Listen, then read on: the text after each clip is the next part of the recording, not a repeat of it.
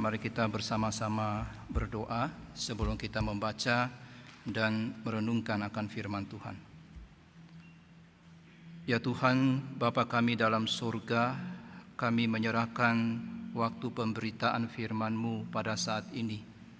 Berkenanlah berbicara kepada setiap kami, teguhkan dan kembali kuatkan kami di tengah-tengah segala kondisi yang sulit yang masih kami alami hingga saat ini.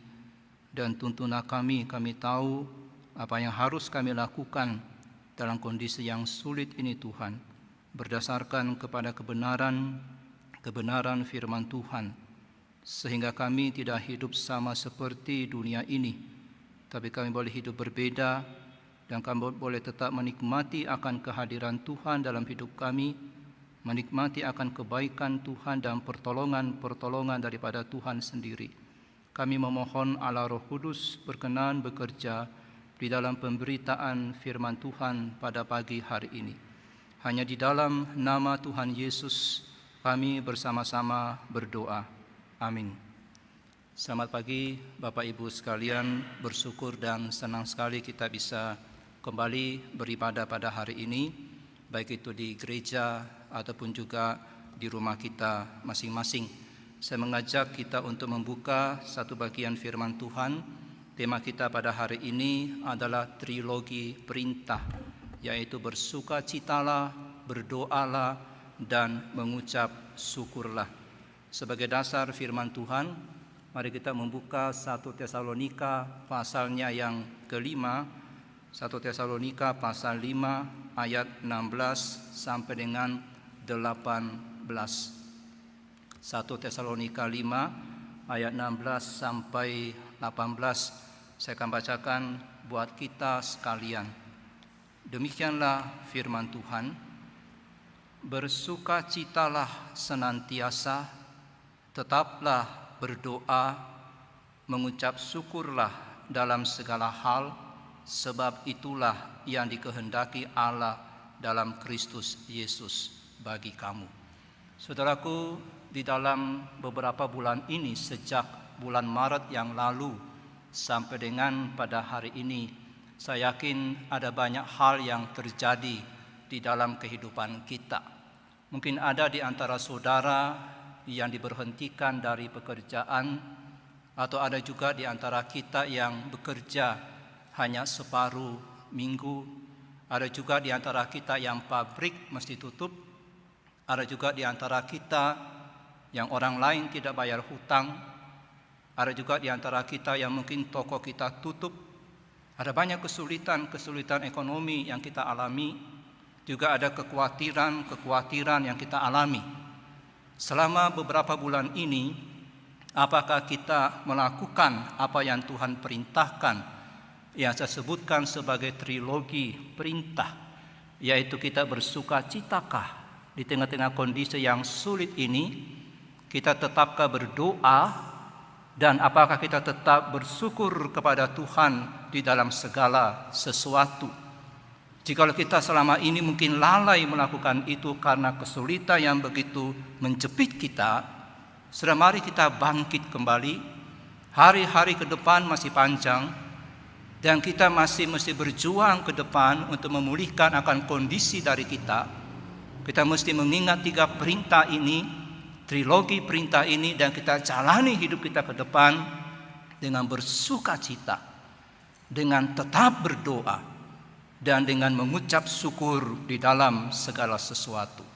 Saudaraku, ada 3 perintah yang diberikan kepada kita dalam 1 Tesalonika pasal 5 ayat 16 sampai 18 ini, yaitu bersukacitalah, berdoalah, dan bersyukurlah. Saudara, ketiga perintah ini merupakan sebuah kesatuan, dan ini saya sebut sebagai trilogi perintah. Trilogi adalah sebuah kesatuan yang terdiri atas 3 hal yang saling berhubungan dan bergantung satu dengan yang lain. Ketiga hal ini digabungkan karena ketiga hal ini tidak bisa dipisahkan satu dengan yang lain. Kalau saudara bersukacita, maka saudara pasti berdoa. Dan ketika saudara berdoa, saudara akan bersyukur kepada Allah. Dan ketika saya berdoa, saya akan mendapatkan sukacita dari Tuhan. Semakin saya banyak berdoa, maka semakin saya bersukacita di hadapan Tuhan. Sukacita saya dan doa saya yang kudus ini, itu akan bereaksi satu dengan yang lain, dan itu menghasilkan satu ungkapan syukur kepada Allah di dalam segala keadaan. Sukacita, doa, dan ucapan syukur adalah 3 teman baik yang tidak bisa dipisahkan di dalam kehidupan kita. Ketiganya merupakan karunia yang Allah berikan kepada saudara. Bersukacitalah senantiasa, berdoalah tanpa henti, dan bersyukurlah dalam segala sesuatu. Ini merupakan trilogi. Trilogi ini adalah trilogi perintah yang harus menjadi kebiasaan yang dimiliki oleh kita di dalam menempuh akan kehidupan yang bagaimanapun sulitnya. Kita bersukacita senantiasa, kita tetap berdoa, dan kita bersyukur, karena itu merupakan karakteristik saudara sebagai orang-orang yang mengenal Allah. Itu menggambarkan relasi saudara dengan Tuhan. Saudaraku, perintah ini sulit. Kenapa perintah ini sulit? Karena kita harus bersukacita senantiasa. Kita harus berdoa tanpa henti. Dan kita harus mengucap syukur di dalam segala sesuatu. Jikalau Paulus hanya mengatakan, hendaklah kamu sekali-kali bersukacita, atau hendaklah kamu sekali-kali berdoa, atau cobalah untuk bersyukur, maka kita mungkin akan berkata, oke, saya akan mencoba melakukan itu. Tetapi kalau Paulus mengatakan bersukacitalah senantiasa, yakni terus-menerus bersukacita, tanpa henti bersukacita, berdoa juga tanpa henti, dan mengucap syukur bukan hanya satu hal, tapi bersyukur dalam segala sesuatu, maka kita pasti akan mengalami kesulitan untuk melakukan itu. Kita tidak akan berani mengatakan bahwa 3 bulan ini atau 4 bulan ini saya sudah bersukacita senantiasa, dan saya tidak pernah berhenti berdoa, dan saya bersyukur untuk segala sesuatu. Saya yakin kita tidak berani mengatakan kalimat itu, karena perintah ini bukan perintah yang mudah, saudaraku. Tetapi Tuhan memberikan perintah yang jelas kepada kita. Ini merupakan perintah yang harus dilakukan, yakni bersukacitalah senantiasa, tetap berdoa tanpa henti, dan mengucap syukur dalam segala hal. Artinya kita harus berusaha melakukan ini dan taat kepada perintah ini.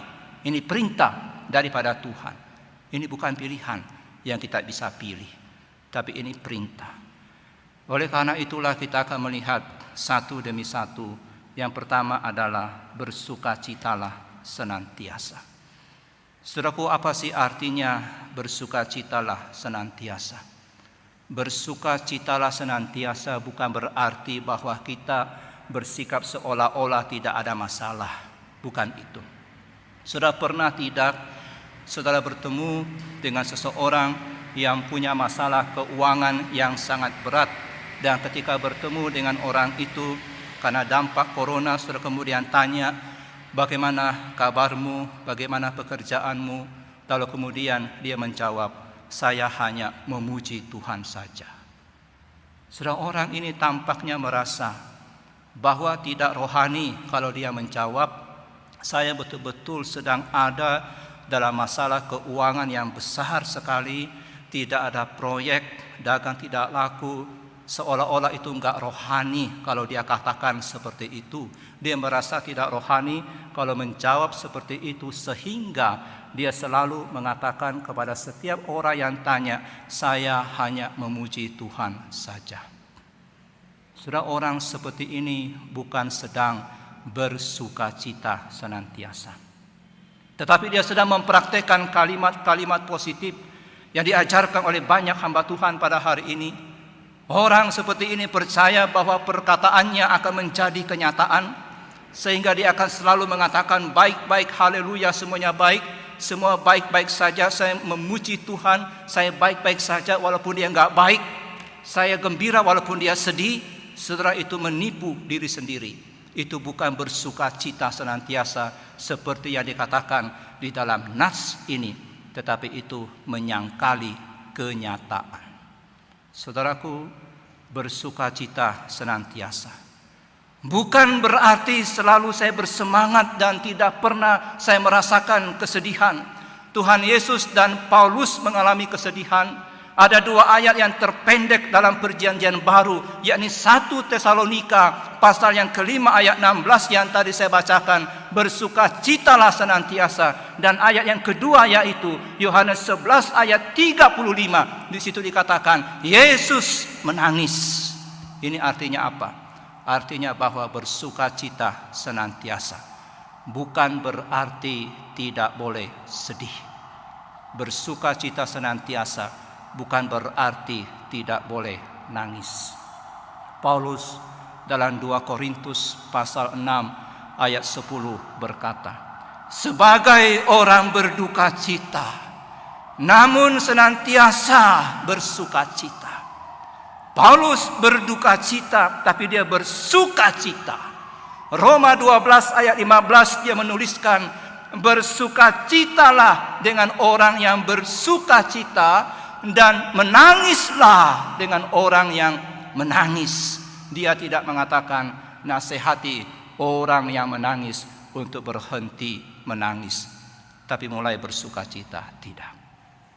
Jadi bersukacita senantiasa bukan berarti tolak perasaanmu, bukan berarti pasang wajah pura-pura bahagia, bukan berarti jangan pernah merasa sedih, jangan pernah kelihatan sedih di hadapan orang. Lalu apakah yang Paulus maksudkan ketika dia mengatakan bersukacitalah senantiasa? Sudah penting untuk kita ingat surat 1 Tesalonika ini ditulis kepada orang-orang yang baru percaya kepada Kristus dan mereka menderita penganiayaan karena iman mereka. Jadi mengingat kondisi mereka yang begitu sulit, maka kita bisa menyimpulkan bahwa perintah untuk bersukacita bukan masalah perasaan, tetapi ini lebih kepada masalah ketaatan. Masalah ketaatan. Ketika kita berada dalam cobaan yang sulit dalam pekerjaan kita, dalam kesehatan kita, dan ketika kita mengalami banyak penderitaan dalam hidup kita karena iman kita, kita punya satu pilihan. Apakah kita akan fokus kepada kesulitan kita itu? Kita kemudian apakah mengasihani diri kita, atau kita mengarahkan pikiran kita kepada Kristus yang duduk di sebelah kanan, di mana hidup kita tersembunyi di dalam Dia bersama-sama dengan Allah, dan kita bisa bersukacita. Seperti yang dikatakan oleh Paulus kepada jemaat di Filipi, bersukacitalah senantiasa dalam Tuhan. Sekali lagi kukatakan, bersukacitalah.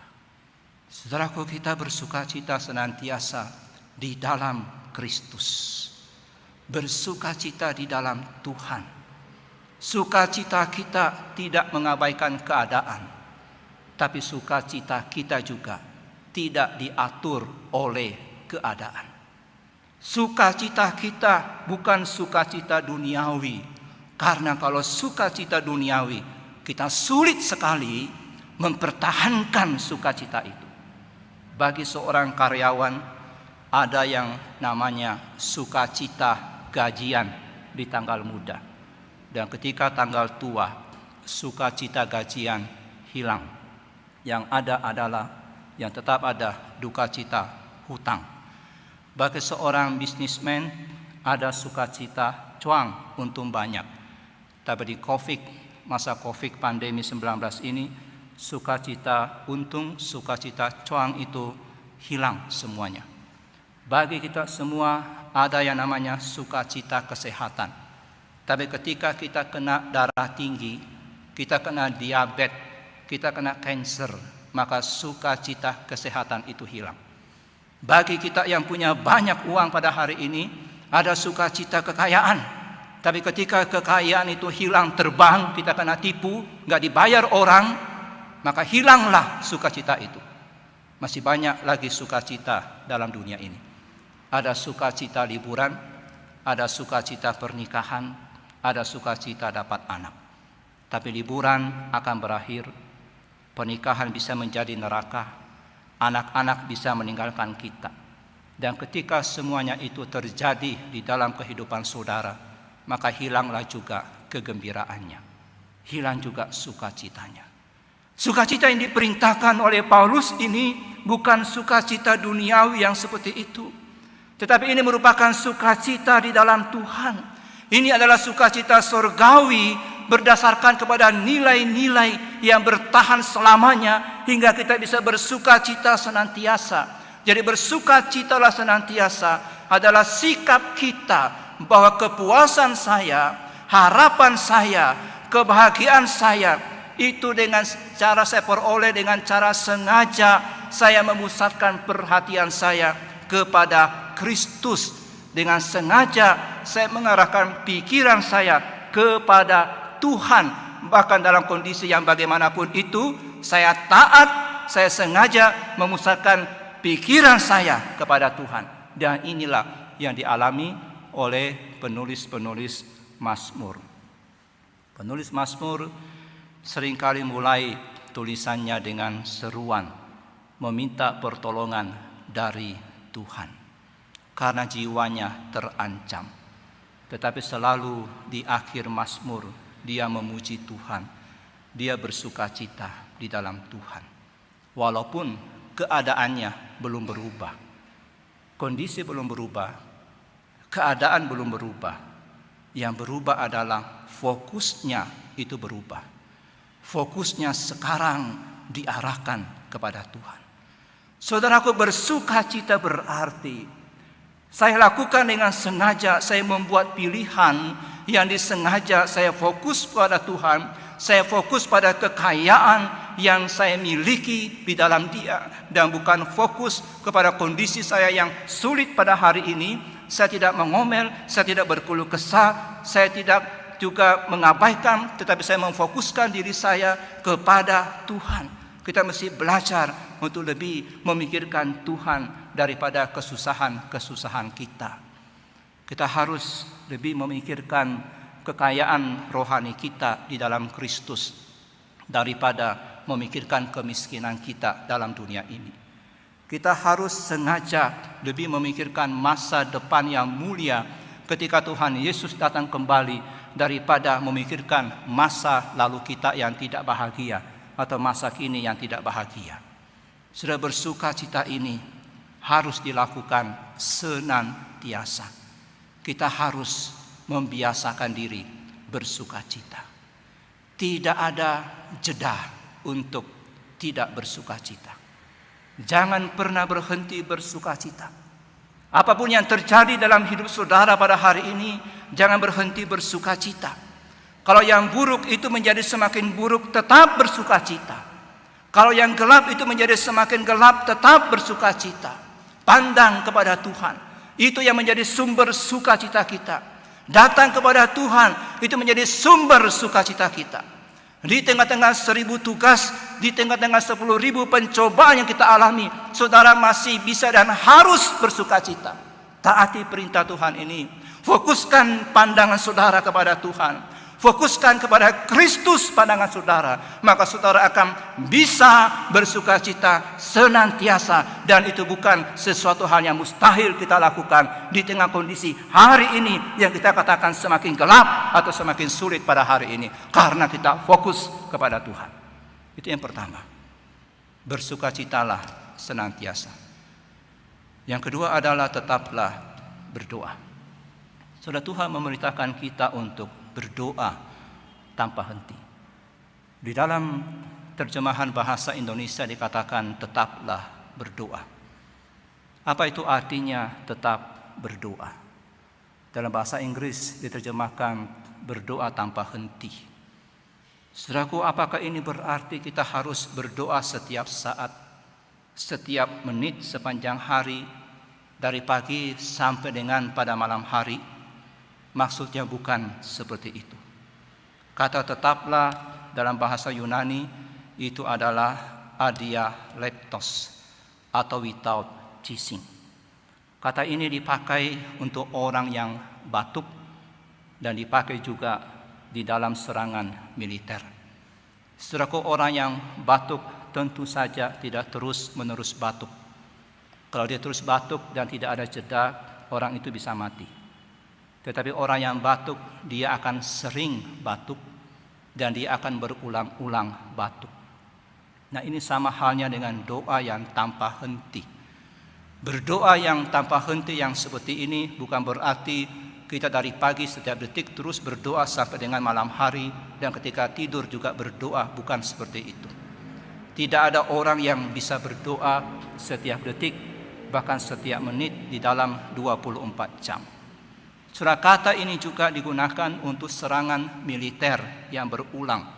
Ketika sebuah pasukan militer menyerang sebuah kota, dan ketika serangan itu gagal, mereka akan menarik mundur kembali, mereka akan berkumpul, dan kemudian mereka pasang strategi yang baru, kemudian mereka menyerang ulang kembali.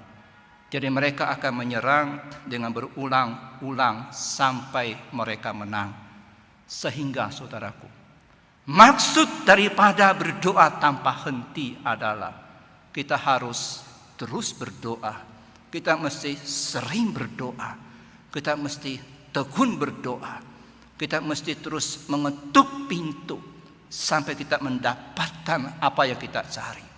Kita mesti seperti seorang janda yang mengganggu hakim yang tidak adil. Dia terus kembali kepada hakim itu sampai dia memperoleh apa yang dia minta.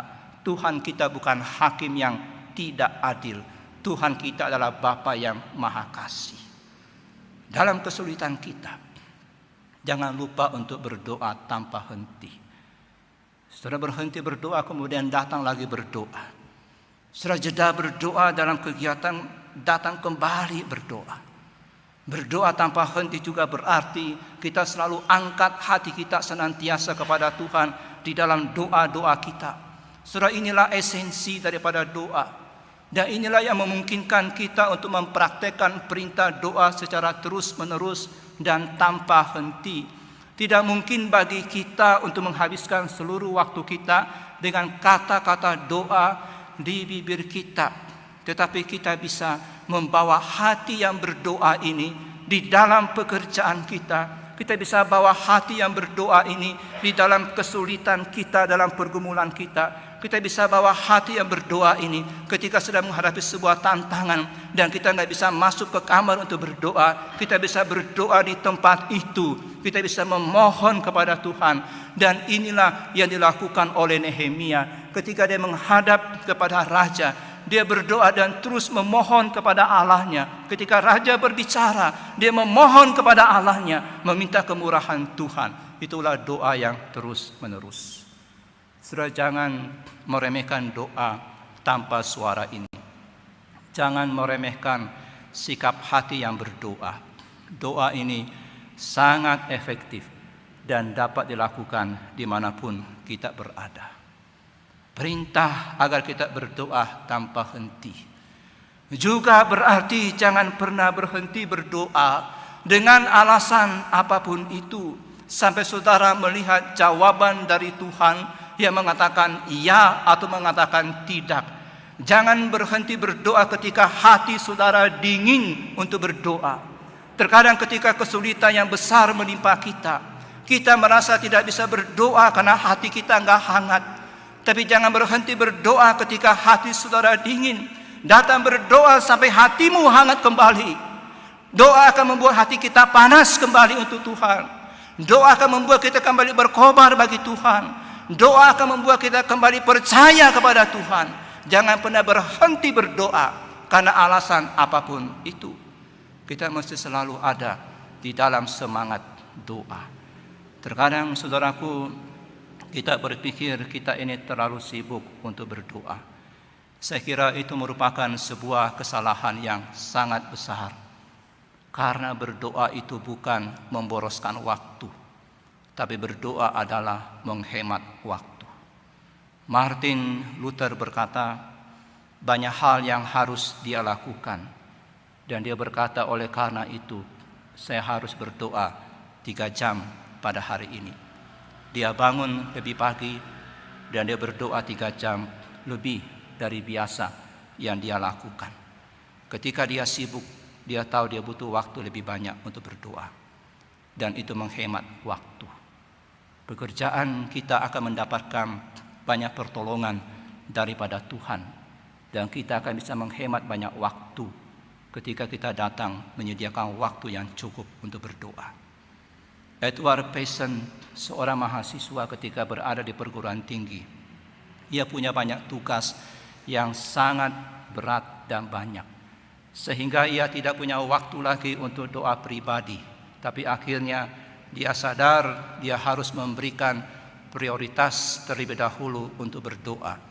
Dia kemudian menuliskan dalam buku hariannya bahwa ia melakukan lebih banyak dalam studinya dalam 1 minggu ini setelah ia menyediakan waktu yang cukup untuk berdoa bersama-sama dengan Tuhan daripada apa yang sudah dia capai 12 bulan berikutnya.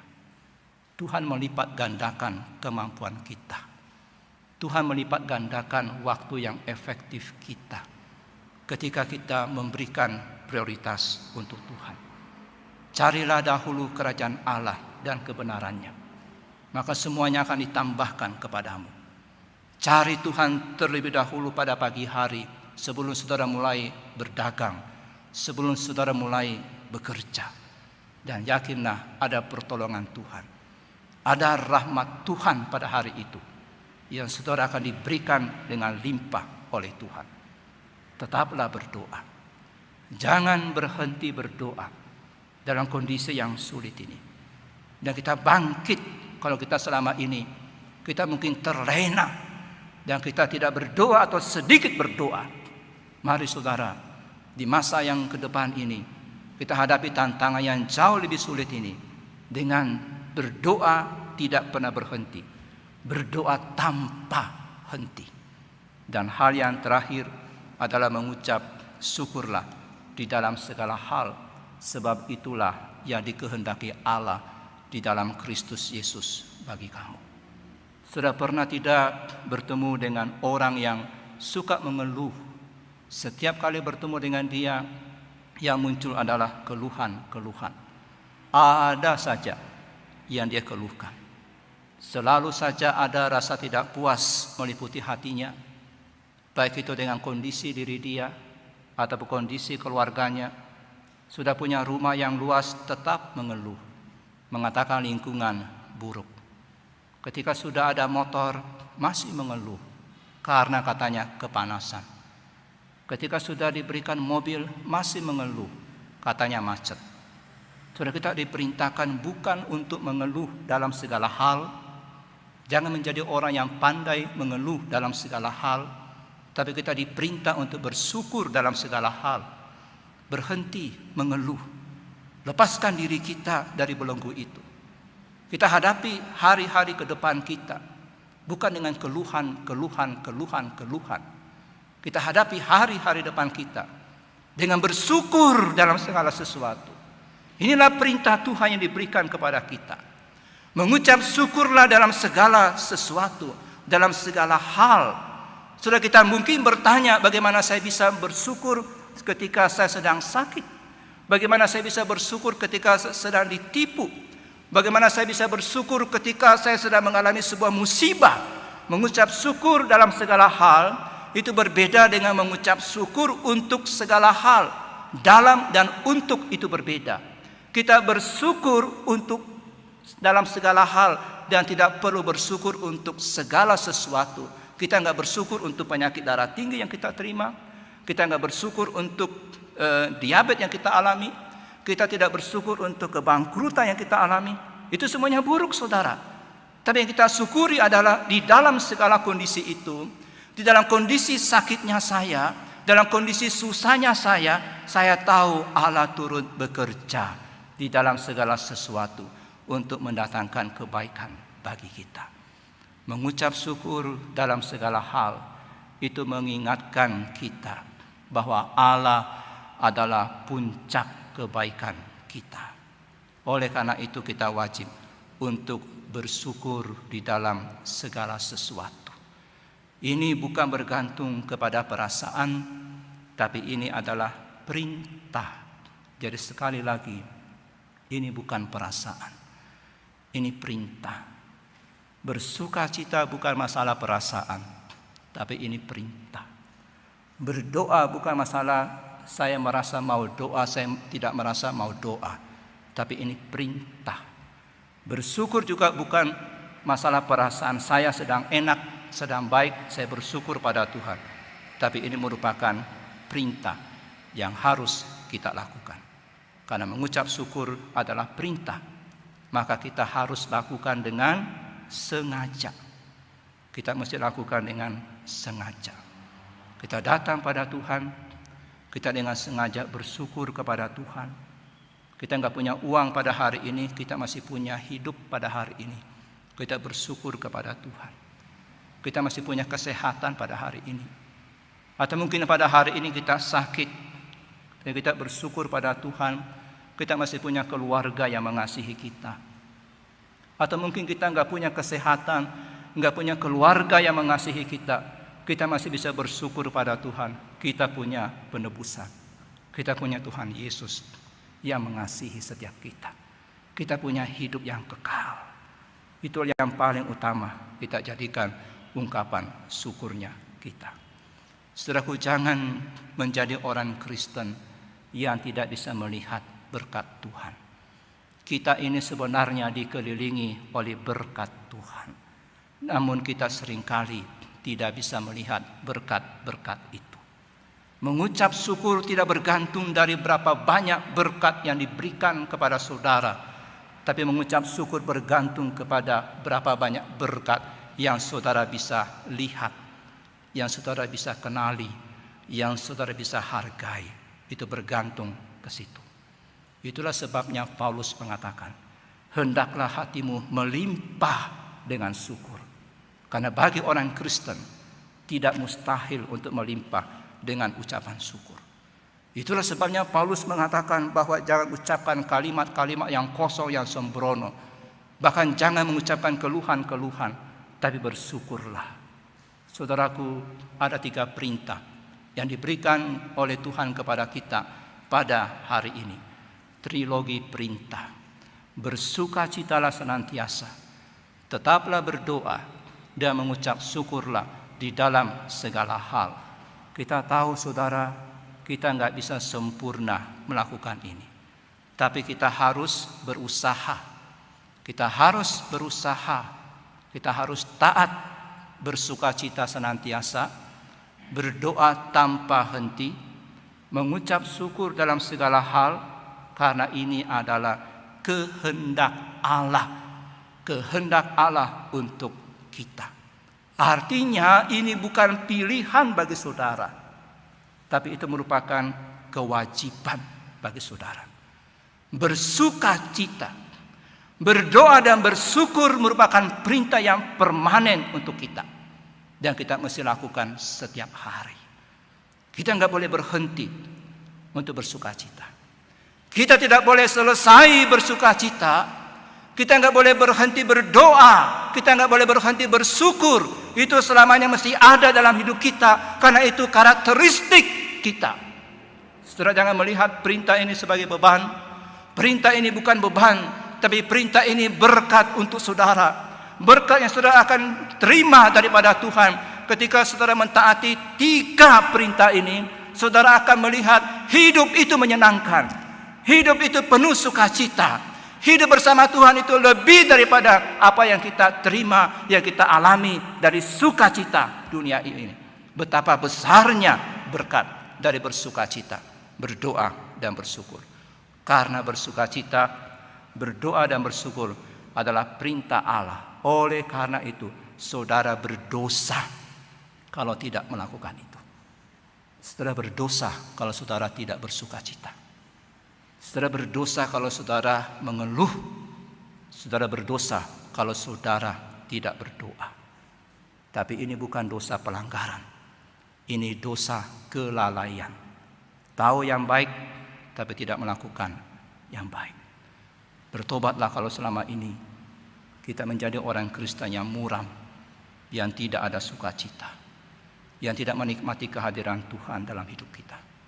Bertobatlah kalau selama ini saudara lalai untuk berdoa.